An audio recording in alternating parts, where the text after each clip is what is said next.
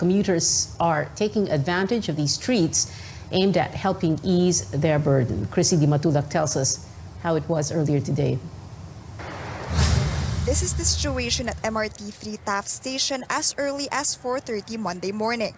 There you see the long lines of passengers eager to get on the trains as fares are waived for the libreng sakay of the Metro Rail Transit. For passengers, a month-long, all-day free ride is a very welcome development amid the skyrocketing cost of fuel and necessities.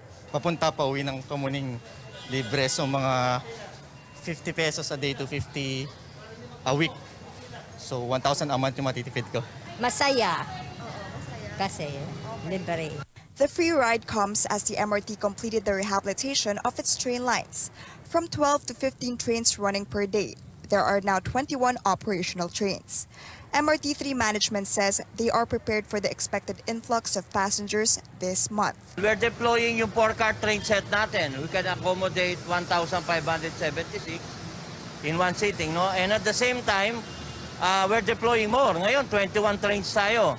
So mabilis. Ang headway natin, 4 minutes. Commuters are entitled to free rides from any MRT3 station any time of the day from 5 a.m. to 11 p.m. Passengers who want to avail of the libreng sakay just have to tap their valid beep cards at the gate, while those who do not have the card may get their single journey ticket from the counter free of charge. Aside from MRT3, the EDSA Bus Carousel also implemented its free ride program on Monday. Mas malaking tulong po sa atin lahat. Siyempre po, nakakabawas po sa gastusin. The government has allotted 7 billion pesos for the service contracting program of the Bus Carousel. The MRT is set to lose revenues this month, but its officials say they would rather focus on helping passengers amid the transportation woes and soaring costs. Chrissy Di Matulak, CNN Philippines. More people are out and about now that COVID-19 restrictions have eased. This has resulted in heavy traffic not only during rush hour. Does this mean the economy is doing well now? How should the government solve the traffic problem? Commuters and economists weigh in this report from Stanley Gahete. Motorists and commuters experience traffic congestion on major highways at almost any time of the day. Mas marami na kasi lumalabas ngayon, dumadami yung mga utility sasakyan, mga pampubliko tsaka private. Napakarami na. Noon din sa pandemic, hindi rin gaano kasi wala naman pasahero. Wala nga traffic, wala naman tao. Ngayon, matao, napaka-traffic naman. Even though the volume of vehicles passing through major highways is increasing, the MMDA will not expand the implementation of the number coding scheme. The agency says the schedule of scheme, which is from 5 to 8 p.m., is still enough. It also says the traffic situation now is still not the same during the pre-pandemic time because many employees are still working from home. Commuters and motorists are divided on the full implementation of the number coding scheme. Kapag wala tayong yung numbers coding, may iwasan natin yung yung siksikan sa mga public transportation. Balik na, pwede na rin. Mas maigi. At least, medyo siguro mababawasan yung traffic. Experts believe that the traffic congestion is not directly related to economic development, considering that the country has just started recovering from the impacts of the pandemic. Traffic, as studies have shown, would actually imply costs on your economy, opportunity costs amounting to millions, even billions of opportunity losses, because yun nga, there are delays in the movement of goods, services. The economist says it is more important to expand business activities outside Metro Manila and to provide efficient public transport. In so doing, we also become more environmentally friendly, sustainable. Kasi yun din, another cost that traffic brings, okay, and people quickly would equate it to higher economic activity, higher GDP. It goes together with more efficient public transport systems, more flexible work arrangements that ultimately redound to higher productivity. Stanley Gahete, CNN Philippines.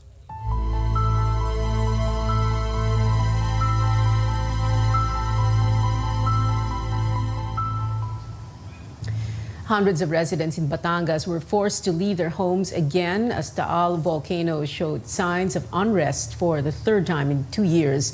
No escalation of alert level yet, but authorities are keeping watch. Tristan Odalo reports evacuees hope to go back home soon. PHIVOC says that it may take 2 weeks before they can decide on whether or not to downgrade or raise the alert level over Taal volcano. The agency adds that the possibility of raising it to alert level 4 is low for now, but local officials say that it's still too risky for evacuees to go home. Over 100 families are currently staying in Agoncillo Central School, one of the main evacuation sites in the town of Agoncillo, Batangas. Residents from Barangay Banyaga and Bilibinwang evacuated there because their houses are inside Taal Volcano's 7-kilometer danger zone. It's the third time since 2020 that residents moved to temporary shelters due to Taal's volcanic unrest. Evacuees are hoping this will not be their new normal. Natataranta po ulit, parang yung nauna, tapos impake po ng damit, tapos ayun, likas na. Mahirap po, lalo na sa mga bata, tapos yung higaan po ay yung banig lang, tapos sa semento nga po. Siyempre hindi maiwasan kalimitan na magkasakit ganun. Tulad po sa akin, ako may asthma. Sana makauwi na ulit lahat, balik na lang sa normal at hindi na po maulit kasi mahirap po talaga. Women and children are the ones occupying the classrooms in Agoncillo Central, while the men are staying in their houses to secure their properties and livelihoods. The local government is also implementing window hours from 8 a.m. to 2 p.m. so that residents can check their belongings. Food is being provided for the evacuees by the local government. Charging and Wi-Fi stations have been put up as well. In Laurel Town, residents from 3 high-risk barangays have also been evacuated. Dinala po lahat po dito yung mga sasakyan.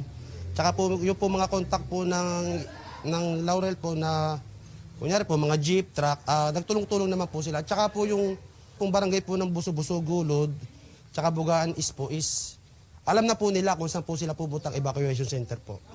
Local officials say that campaigning is prohibited inside evacuation centers and that those who are willing to give assistance or donations can course it through the Philippine Red Cross. In Laurel, Batangas, Tristan Odalo, CNN Philippines.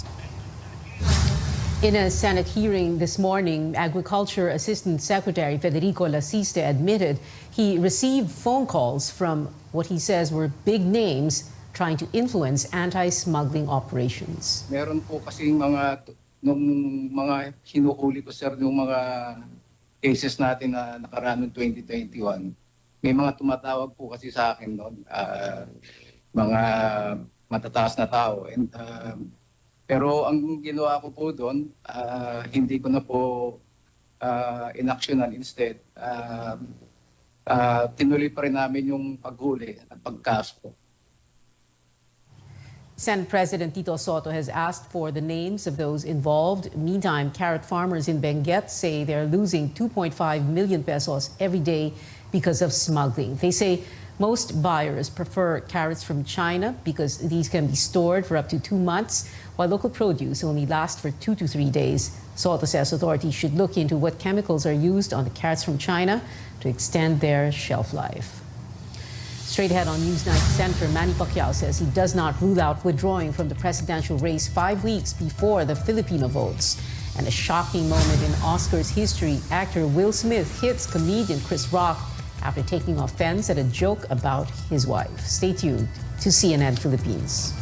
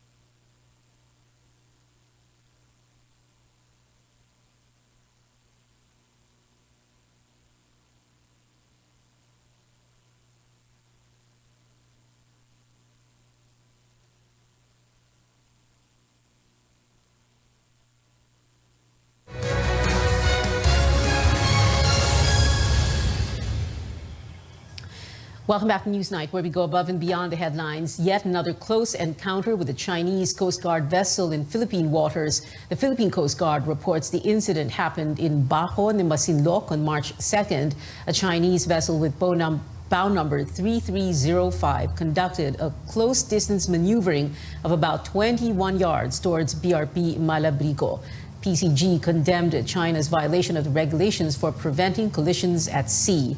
In my interview on CNN Philippines special presentation, the Generals 2.0 late last year, then Coast Guard Commandant Admiral Leopoldo Laroya told us the Chinese Coast Guard ships are actually, or appear to be, Navy vessels. They are really Chinese Coast Guard vessels. They're painted white with the stripes on it, no? But, they're very big vessels and they were former Navy vessels painted white. So the diplomacy here is that we use white vessels against white vessels because instead of invoking any aggression, it's more on maritime safety, law enforcement, and environmental protection. The latest incident marks the fourth time Philippine vessels had a close encounter with Chinese ships in disputed waters. The Japanese embassy reiterates its position against China, saying actions done by force or coercion are, quote, utterly unacceptable, unquote. After 5 years of scaled-down exercises largely attributed to President Duterte's policy and over 2 years of the global health crisis, the annual Balikatan War Games are back. David Santos tells us about the biggest joint U.S. and Philippine military drills in recent history. For days now, U.S. Air Force and Marine Corps aircraft flying in and out of Subic in Zambales. Out at sea, USS Miguel Keith moving logistics to shore for military operations. All these part of Balikatan 2022, said to be the biggest in recent years. This combined joint exercise is an opportunity for the United States and the Philippines to reaffirm our commitment to even more robust ties. Thus, sending a message to the world that the alliance between our countries is stronger than ever.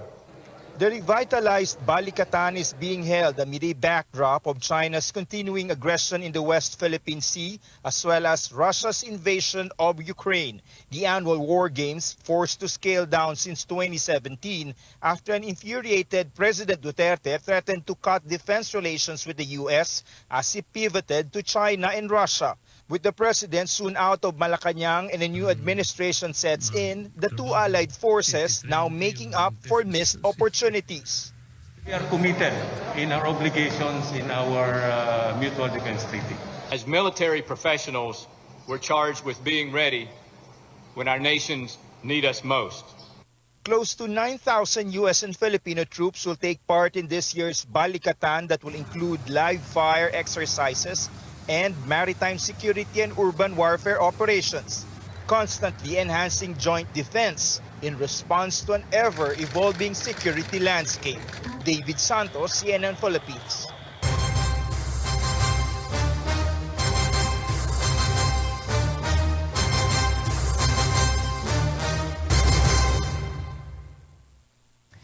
Senator Manny Pacquiao had vowed to fight through the end of his biggest battle so far, running for the presidency. But amid a low survey ranking, lack of political endorsements, and shakeups in the campaigns of his rivals, he's now saying only God can make him back out. Cian Arcangel joins us live from Manila, where Pacquiao made that statement. Cian? Senator Manny Pacquiao says he's willing to shelve his candidacy if he gets a clear sign from God to back out. A devout born-again Christian, Pacquiao says he will not dispute any divine instruction that he might get from God about his presidential bid. There have been persistent reports that Pacquiao will back out due to his low rating in pre-election surveys. Only a few politicians have also endorsed Pacquiao's presidential bid, unlike some of his rivals for the presidency. Pacquiao has repeatedly said that he's not running for president for personal glory, but to help the poor and fight corruption. The only thing na pwede ako mag-decide na hindi ako tumuloy pag may conviction ng Panginoon sa akin na huwag ka nang tumuloy. Sino ba naman ako para kontrahin ang Panginoon. Pag may conviction, may pinakita sa akin ang Panginoon, ayaw kong mag-withdraw ako kahit na 2 days before election or 1 day before election. Pag may instruction ng Panginoon sa akin, susundin ko. As to what sign Pacquiao will be looking from God, the retired 8th Division boxing champion shares that he dreamed about his defeat in a number of boxing fights even before he stepped into the ring. Pacquiao believes he will get a clear instruction from God through prayer on whether or not he should back out from the presidential race. Many times nangyari sa buhay ko, yung mga talo ko, halos kalamihan sa talo ko sa boxing, halos sa talo ko sa boxing 1 week before napanaginipan ko yan. Nananaginip ako ng resulta. Yung sinabi ko na panaginip ko, yun ang exactly nangyari sa fight. Pacquiao campaigned today in Manila, the bailiwick of another presidential candidate, Manila Mayor Isko Moreno. Pacquiao met with mayoralty candidate and former Manila Congressman Amado Bagaching before holding a dialogue with his supporters in San Andres Bukid. He is now in Baseco, Manila, where he is speaking to residents here. Pia? Sian, Senator Pacquiao talked about his wish to help residents affected by Taal volcano's unrest. What kind of assistance was he referring to?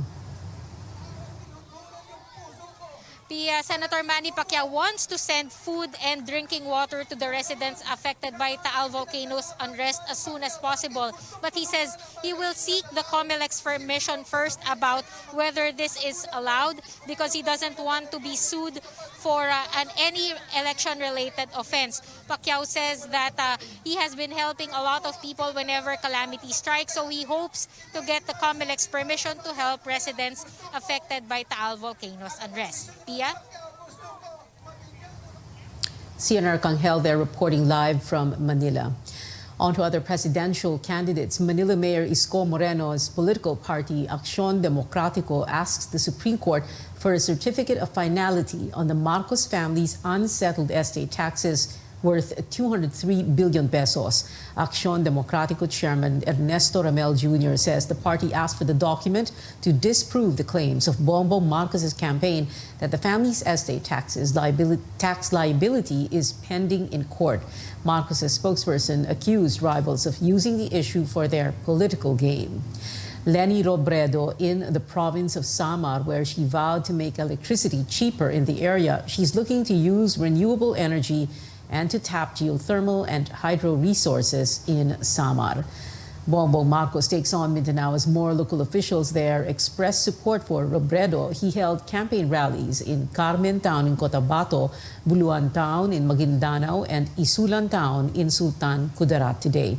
Senator Ping Lacson says he's not feeling a drop in support from Mindanao, which is known as a bailiwick of his former party mate at Partido Reforma, Representative Pantaleon Bebot Alvarez. Alvarez shifted his support from Lacson to Robredo. Lacson is now thinking of changing his campaign tagline, which he says was Alvarez's idea. Now, kung hindi na para sa akin yon, since yan naman yung unang nag-concoct nung phrase na we need a leader, then probably I might reconsider changing or tweaking it. We're going to adopt probably something like we have a leader. Mas maganda, di ba?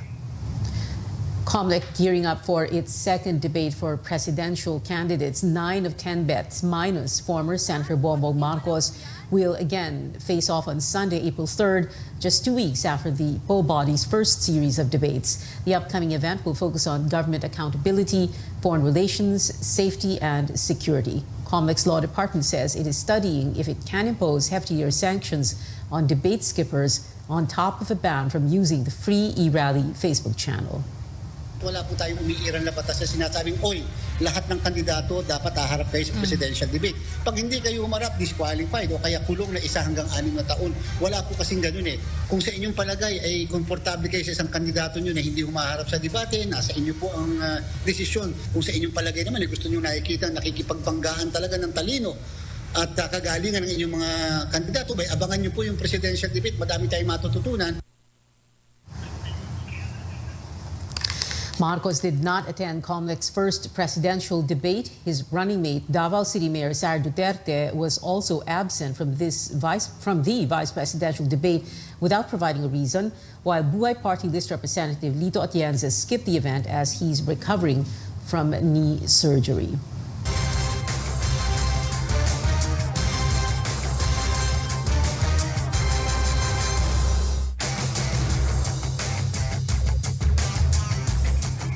Coming up here on Newsnight, actor Will Smith apologizes to the Academy during his acceptance speech after an incident that shocked Hollywood.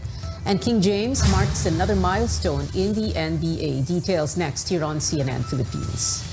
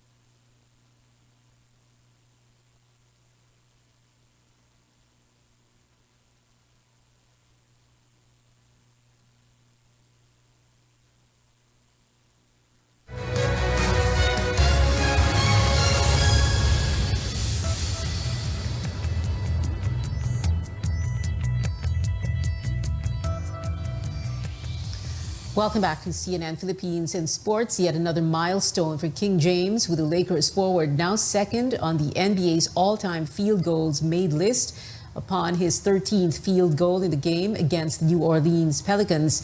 LeBron James passed Karl Malone's record. The star player now has 13,530 FGs to his name. Field goals refer to shots that are not free throws. But it wasn't all wins for LeBron today, with the Lakers suffering their second straight loss. Back here at home, one of the stars of a hit K-drama Reply 1988 posted photographs of himself here in the Philippines. Lee Dong-wi, who played Ryu Dong-ryong on the show, captured some images in Rockwell, Makati, with the caption "Love" plus the Philippine flag emoji. Fans speculate the actor was in the country to film the Disney Plus drama Casino. And Hollywood updates now. It would have been yet another uneventful Oscars with the winners in the Best Picture, Actress, Actor, and Director, as the big news for the day had Will Smith not hit Oscars host, comedian Chris Rock. Let's watch this. Jada, I love you. G.I. Jane 2, can't wait to see it. All right?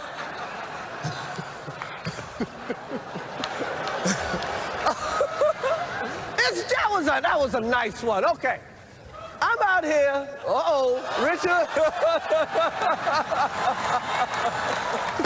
Oh, wow.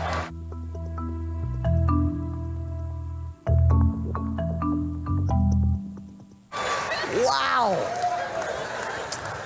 Will Smith just smacked the shit out of me. ウィル・スミスにやられました。 Wow, dude. It was a G.I. Jane joke. G.I. Jane のジョークだったんで。 I'm going to, okay? Okay. That was a greatest night in the history of television.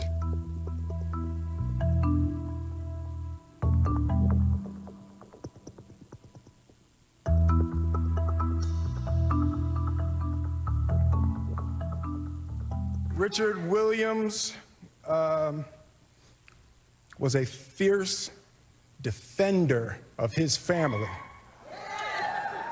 Denzel said to me a few minutes ago, he said, at your highest moment, be careful, that's when the devil comes for you.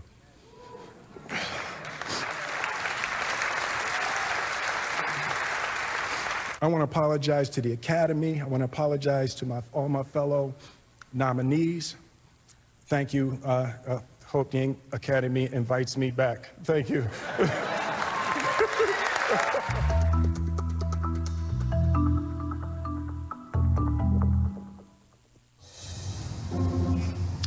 The Academy has spoken out about the incident, saying it does not condone violence. No news yet on whether or not the actor will be made to return his Oscar.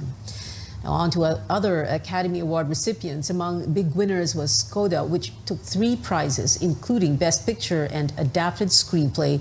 Disney's Encanto nabbed animated feature film. Both Will Smith and Jessica Chastain earned their first Oscar this year for actor and actress in a leading role. A wonderful highlight, though, Lady Gaga with wheelchair-bound Liza Minnelli presenting the Oscar for Best Picture. The pop star said she was honored to do this with a, quote, true show business legend, and continued for Liza when she began to fumble with her words. And that is it for tonight. Join me again on news.ph at 7 p.m. I'm Pia Ontiveros for Newsnight, where we go above and beyond the headlines.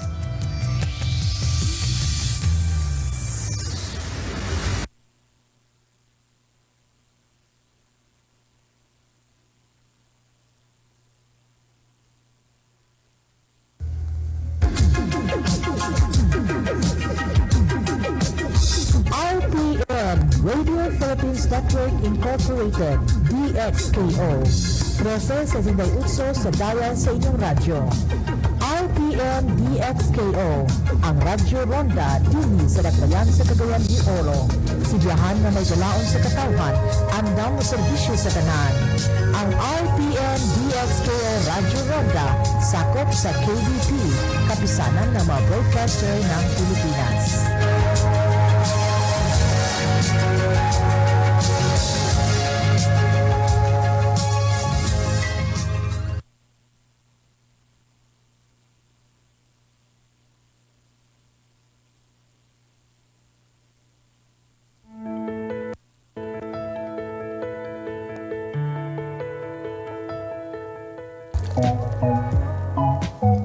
What is more familiar than that morning cup of coffee? For many of us, it's hard to imagine a day without it. But the health effects have been controversial. There are a number of benefits to it. Coffee is high in antioxidants, has essential nutrients, and protects against some diseases. But it also contains caffeine, which can cause anxiety and can even disrupt your sleep. So, should you be reaching for that 5th or even 6th cup of joe? On the program today, we'll talk more about the good and the bad of coffee. I'm Dr. Freddy Gomez, and welcome to MedTalk Health Talk on CNN Philippines.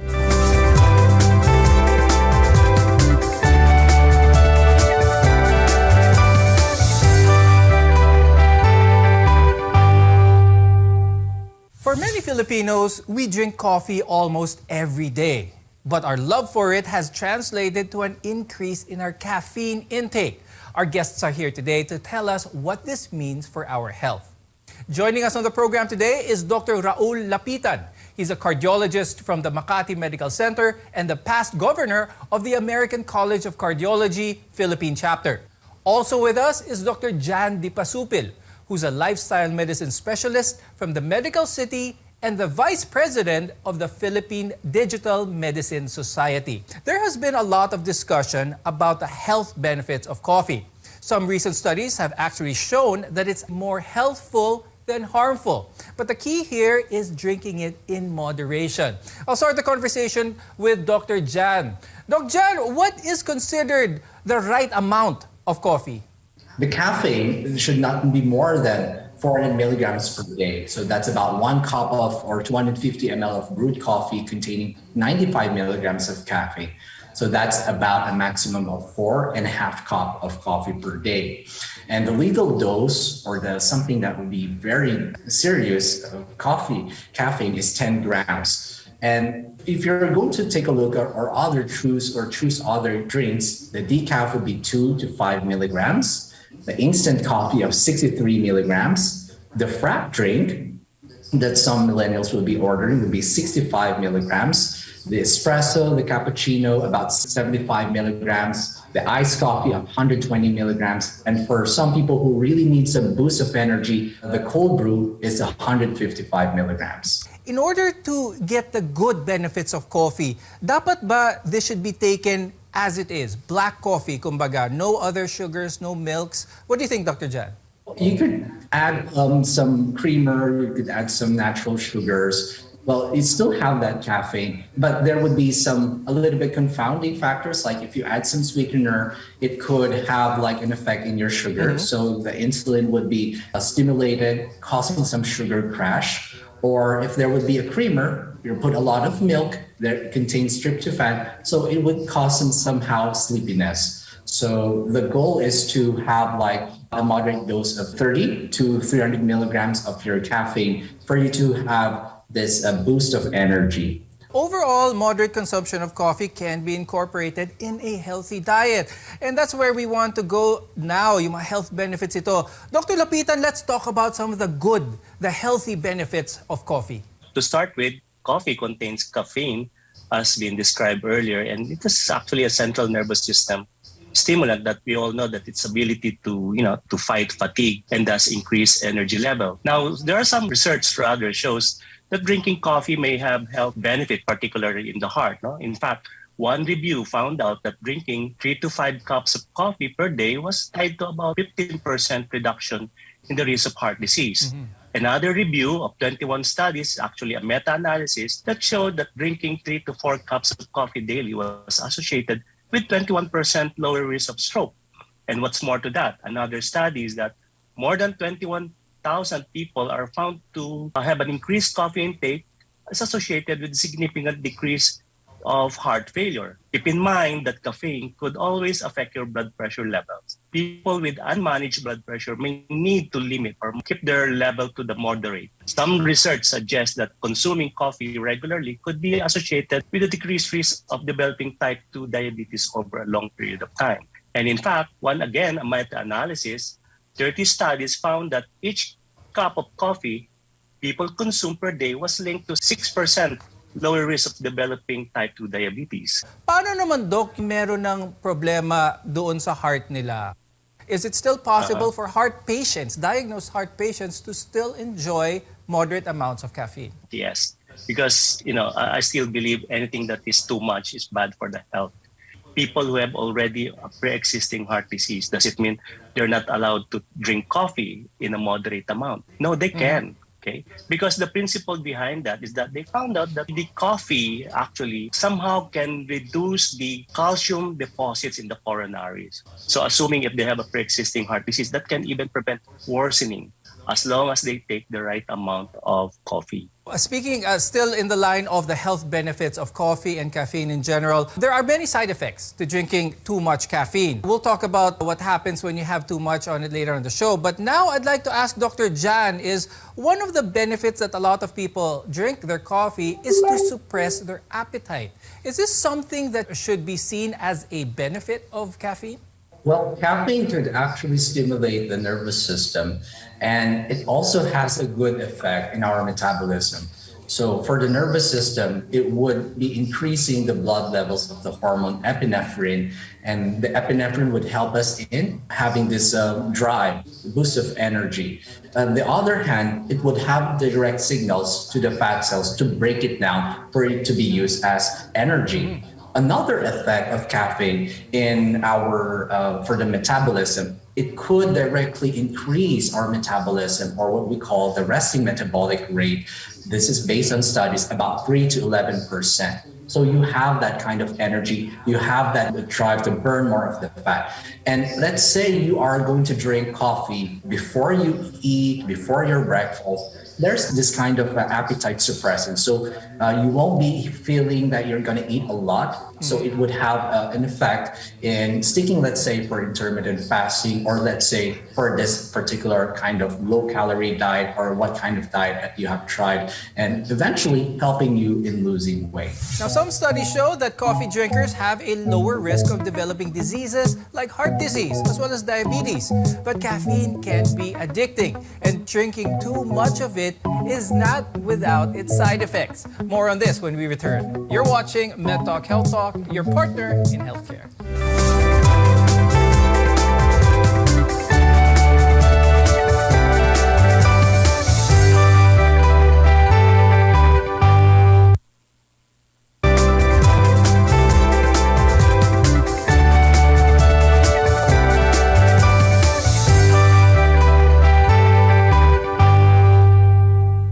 I'm Dr. Freddy Gomez and welcome back to MedTalk Health Talk, where caring is our calling.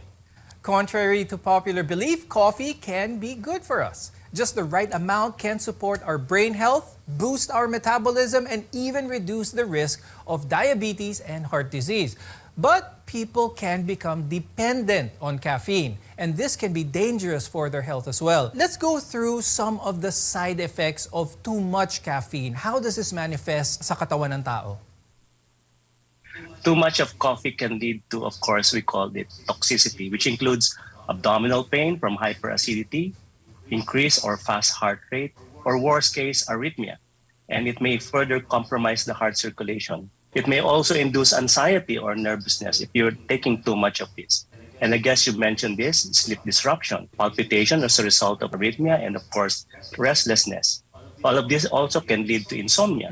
Though caffeine's ability to help people to stay awake is one of its prized qualities, too much of caffeine can make it difficult for someone to get enough restorative sleep. Gastrointestinal tract is not actually exempted from this side effect because this coffee sometimes has a laxative effect due to release of gastrin, a hormone that stomach produces that speeds up the activity of the colon. It also increases the bowel movement or increases the peristalsis. The usual side effects of too much caffeine is jitterness, anxiety, and even panic attacks can happen. And if you're overstimulated at night, as mentioned, it can even cause insomnia. Now, I'd like to talk about that. Dr. Jan, tell us more about this because a lot of people like to have that cup of coffee after their dinner. So how does this contribute to their insomnia? Is this something bad? Is this something that they should avoid?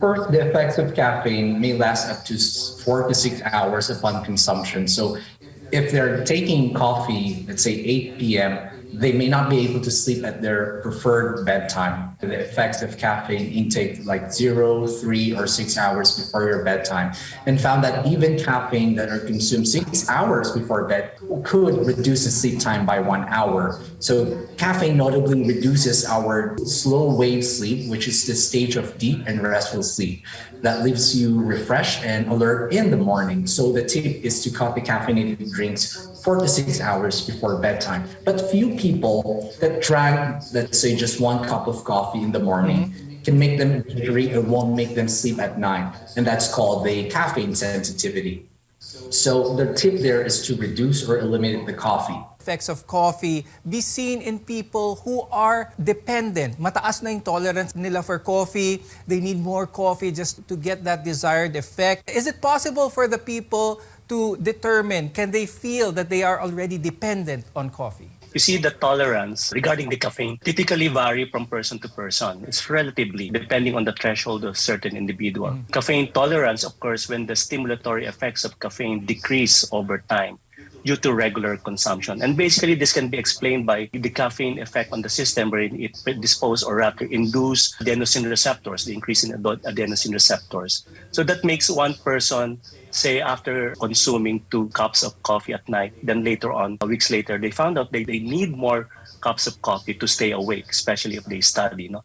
And that's what we call caffeine tolerance, or intolerance for that matter. Dr. Jan, is it possible for a coffee drinker who is already dependent on caffeine, is it possible for them to not feel the good effects of coffee, what they want to feel from coffee, but rather it just goes directly to the bad side effects? They could be hitting already the tolerance, and that could be they wanted to get to drink more of the coffee. They may want to look for other ways to feel there's this boost of energy, alertness, and so that would be somehow dangerous if they have developed that, and we don't want that to lead to a lethal dose of that 10 grams or that feeling of the jitteriness and the palpitation. What I usually give or advise patients is to avoid the palpitations and the feeling that you wanted to do everything in the same time. That feels like that is too high of your coffee or your caffeinated caffeine level. If you've developed a dependence on your daily dose, many coffee lovers will tell you that it's not that easy to not take a coffee break. Caffeine withdrawals can resemble coming off addictive drugs. Dr. Jan, what are some telltale signs of caffeine withdrawal? Caffeine withdrawal occurs when someone has been consuming regular coffee and they suddenly stop. So the most common sign of withdrawal would be headache, because caffeine consumption causes the blood vessels to narrow. So that reduce the intake allows the blood vessels to just open up and increases the blood flow to the brain. So this sudden change in the blood flow can cause the painful withdrawal headaches that could vary in length and severity. The other signs or symptoms of this caffeine withdrawal could be fatigue, anxiety. For this fatigue, the caffeine helps in increasing the alertness, but if you have removed it, this would be having the adenosine to have a function. This neurotransmitter can make you feel drowsy. Okay, it would have poor concentration. There's kind of feeling of depressed mood. And other symptoms would be low energy, irritability, and even some tremors that could range from 2 to 9 days. So these symptoms usually begin like 12 to 24 hours, that last consumption, that peak in 1 to 2 days. So what are the tried and tested ways to taper your caffeine intake? We'll talk about taking a coffee detox when we return. Your health is our mission here on MedTalk Health Talk. We'll be right back.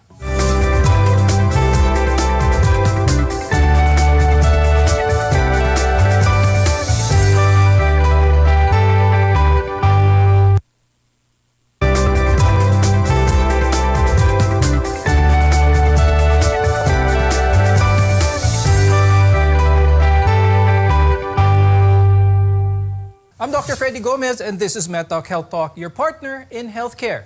If you find yourself consuming more than 4 or 5 cups of coffee a day, it might be time to taper down your caffeine intake. Very high dosages can interfere with your day-to-day living and even cause serious health issues later on. But caffeine withdrawal is a real thing. Dr. Lapitan, tell us what are some of the safe and effective ways in lowering coffee intake? Then you cut back gradually, say you reduce the size and the number of orders or number of cups, for instance.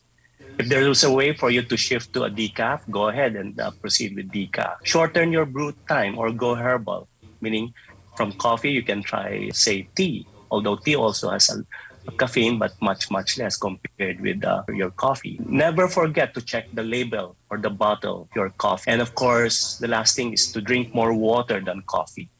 Consuming, say, 2 liters a day would really make a lot of difference.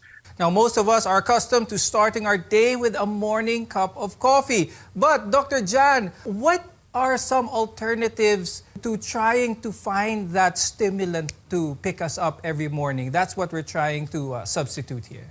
Well, there are non-caffeinated drinks that you could choose. You could try some roasted soybean, like the soy coffee.